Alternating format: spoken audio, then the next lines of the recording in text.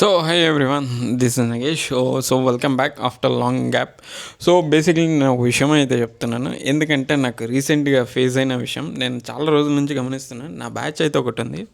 So ఆ టైంలో ఏంటంటే మేము ఆల్కహాల్ అనేది కామన్ తీసుకుంటాం, సోషల్లీ తీసుకుంటాం. బట్ ఏంటంటే దీంట్లో చిన్న విషయం మీకు చెప్పాల్సింది ఏంటంటే, ఆల్వేస్ నేను చూస్ చేసిన మందు లేదా నా ప్రిఫరబుల్. సో ఇది అవ్వచ్చు, లేకుంటే ఇంకా ఇది అవ్వచ్చు, లేదా ఇంకా ఆప్షనల్గా ఇవి కూడా అవ్వచ్చు.